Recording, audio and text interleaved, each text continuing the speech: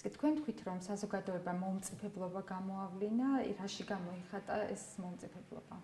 ინფანტილობა თუ მომწიფებულობა ეს არის პასუხისმგებლობის საკითხი. და მე შემცრა ახალგაზრდების პოზიციამ ძალიან გამიკვირდა, როდესაც არ ვიცი რამდენი წლის იქნებოდა ის ახალგაზრდა ერთ-ერთი ლიდერი ამ სტუდენტური პროტესტის, მან თქვა რომ მე ვიზია, მე ვგზნობ პასუხისმგებლობას იმის გამო, რაც ხდებოდა იმ საშინელების გამო და ეხლა მე ვგზნობ პასუხისმგებლობას, რომ ეს გამოვასწორო. ამ დროს ძალიან კონტრასტული იყო ჩემთვის ძალიან ბევრი სატელევიზიო გამოსვლა, სადაც ადამიანი მაგალითად ლაპარაკობდა, რომ გლდანის ციხეში მუშაობდა კიდევაც, თქვათ, რაღაც პროექტებს ახორციელებდა, არასამთავრობო ორგანიზაციის პროექტებს და აი თურმე სათყოფილა ბოროტება და აი ცილებდა ბოლომდე პასუხისმგებლობას. ანუ მე ვთვლი, რომ ახალგაზრდებმა ამ შემთხვევაში ჩვენ უფრო მოზრდილი თაობის წარმომადგენლებს ფორა მოგცეს, ნეობრივი ფორა მოგცეს, იმიტომ რომ მათ იგზნეს ეს, გაიზიარეს ეს პასუხისმგებლობა და ეს არის ძალიან მნიშვნელოვანი. საერთოდ ვთვლი, რომ ქართული საზოგადოების დღევანდელი პრობლემა პასუხისმგებლობისგან გაქცევა არის და პასუხისმგებლობისგან თუ გაიქცევი, თავისუფლებისგანაც გარბი ხარ ფაქტიურად.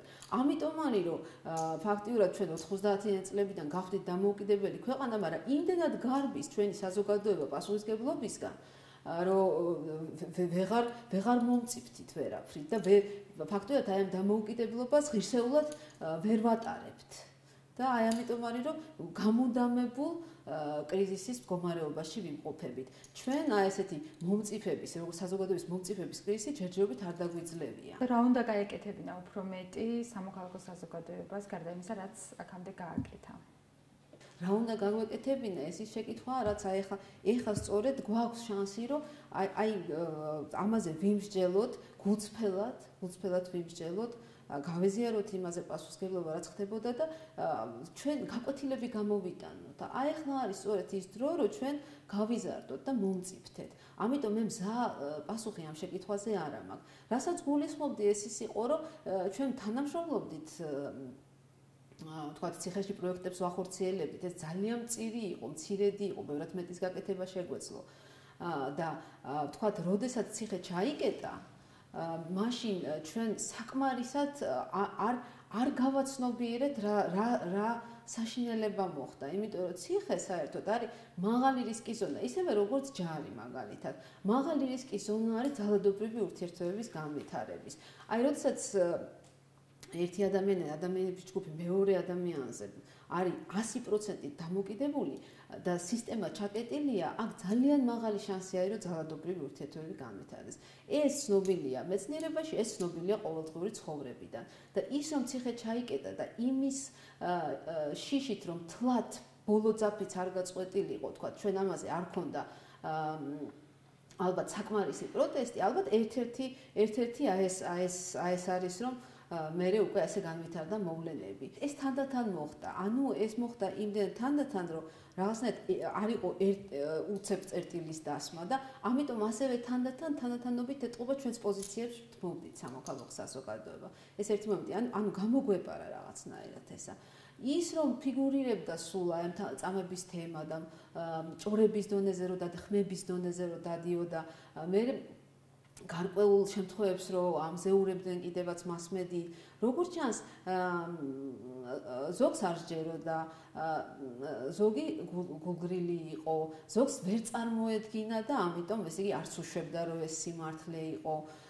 ზოგი შიშით ჩერდებოდა, მოგეთ მიზეზის ნახვა, ზოგი სარგებლის იმედით ჩერდებოდა და მიზეზები ბევრია, ერთი და ორი მიზეზი არ არის მარტო. მაგრამ ის რაც ნახა საზოგადოებამ, ამას უკვე ვეღარ გაექცეოდი და რაც თავარია იმდენად ასე ვთქვათ მატრამირებელი კადრები იყო, რომ ეს როგორც აი შოკური იყო ეს კადრები და უკვე ამას ვეღარ გაექცევა საზოგადოება, ამაზე მოდის ემოციური რეაქციები. ემოციური რეაქცია პირველი ტალღაა და ამ ემოციაში ვარ მთელი საზოგადოება. მე ბრალელობის განცდაც მოდის. მე ისინიც კი ვინც ამობენ, რომ აი თურმე ჩვენ არგები ვარ და მარტო ისინი ყოფილან ცუდები და აი თურმე რა ცუდები ყოფილან. დარწმუნებული ვარ, რომ სადღაც ალბათ შეიძლება თვათ გასნობიერებულად არა, მაგრამ ალბათ აქვთ ის ბრალელობის ნობა, რომ ჩვენ ვდუმდით მაშინ, როცა ჩანდა აი ამის ნიშნები და ისმოდა. როგორ უნდა გავამკლავდეს საზოგადოება იმ ტრავმას, რომელიც სხვადასხვა ინფორმაციიდან მოდის, რომელთა შორისაც ბევრი არასანდო წყაროდან არის ასევე. ძალიან რთული პროცესია.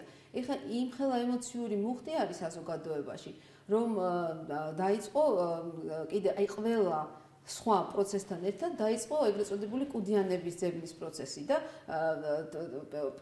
უდანაშაულობის პრეზუმპციის დასვის გარეშე აი ის ჯალათია, ის მკვლელია, მინდა დავასახელო სამი მკვლელი, მინდა დავასახელო აი ამაში შეჯიბრიც კი მიდის ვინმეთ ჯალათს და მკვლელს დაასახელებს უდანაშაულობის პრეზუმპციის აბსოლუტურად გათვალისწინების გარეშე, რაც აგრეთვე არ არის ჯანსაღი პოზიცია. იმიტომ რომ შეიძლება ძალიან დიდი ზიანი მივაყენოთ ამითიც იმ ადამიანებს, ვინც სახელდებიან ასე ხელაღებით. გასაგებია, რომ ეს აი მაშოკირებელი თქვათ ვიდეო სიუჟეტების და შემდგომი ემოციური ტალღის, რომელიც უკვე თავის ტალღა როცა იწყება, ვიცით ხო, აი თქვათ ცუნამის ეფექტი რო ავიღოთ, ის უკვე მოგორავს და მოდის და ასე თქვათ ლეკავს, წალეკავს თავის გზაზე ყველაფერს. ამიტომ ალბათ ისევ არ ვიცი, რეცეპტები არ არსებობს და საერთოდ ძალიან უმადური საქმეა რეცეპტებზე საუბარი, მაგრამ ალბათ ის სიტუაცია, ის კრიზისია, სადაც ჩვენ გვეძლევა შანსი, რომ ჩვენ დავფიქრდეთ რა მოხდა, რა ხდება, სად დავდგევართ, რატო ვდგევართ, ხო, სად უნდა ვიდგეთ. პრინციპში ზნეობა არ არსებობს წარსულში ან მომავალში. ზნეობა არსებობს ყოველ მოცემულ მომენტში გაკეთებული არჩევანის სახით. და აი ეს არჩევანი რომ გაცნობიერებულად გავაკეთოთ, ალბათ ეს არის მნიშვნელოვანი. და კიდე ერთი მინდა ვთქვა, როდესაც არის მარტო ორი არჩევანი, როგორც ახლა ძალიან ხშირად სოციალურ ქსელებში ვკითხულობ ხოლმე, რომ ან სიკეთის მხარეს ხარ, ან ბოროტების მხარეს ხარ და მესამე გზა გამორიცხულია. მაშინ ორი არჩევანი ფსიქოლოგიურად არჩევანი არ არის. უნდა გქონდეს მინიმუმ 3 ალტერნატივა, რომ რაღაცა აირჩიო. ამიტომ ისევ კიდევ ერთხელ საზოგადოების მიერ გაკეთება, არ ვიცი როგორ ვთქვა ქართულად გამოვხატოს სტავკის ერთ რაღაცა პოლიტიკურ ძალაზე ან ერთ გადამრჩენელზე, რომელიც მთელ სიტუაციას გადაარჩენს, მე არ მგონია მართებული. ამ შემთხვევაში ჯერ ერთი პასუხისმგებლობა თითოეულმა ჩვენთაგანმა უნდა გავინაწილოთ ჩვენი აწყოს წარსულის თუ მომავლის გამო. და მეორე კიდე მუდმივად, აი, თორემ ფსიქოლოგიაში არსებობს ასეთი ბერმუდის სამკუთხედის ცნება არის, რომ ეს არის მსხვერპლი, მდევნელი და გადამრჩენელი. რატო ხქვია აი ამ ურთიერთობათა სტილს და მენტალიტეტის სტილს ბერმუდი? იმიტომ რომ ძალიან ადვილია რომ მსხვერპლი იყო და მე უცებ გადაინაცვლო მეორე კუთხეში და გახდე მდევნელი. მუდმივად თუ გადამრჩენელს ელოდები შენ ფაქტიურად შენს თავზე პასუხისმგებლობას არ იღებ და ბერმუდებში იკარგები ფაქტიურად. ამ წუთას ჩვენ დაკარგული საზოგადოება ვართ. ჩვენ ვართ დაკარგული საზოგადოება, იმიტომ რომ აი ამ ბერმუდის სამკუთხედში ვარ შესული ბოლომდე და აი აქედან რაღაცნაირად უნდა ამოვდგათ ფეხი, ეს ყველაფერი მაინც პასუხისმგებლობით იწყება. პირადი შენი პასუხისმგებლობით და ყოველ მომენტში შენი, ასე ვთქვათ, არჩევანის გაცნობიერება.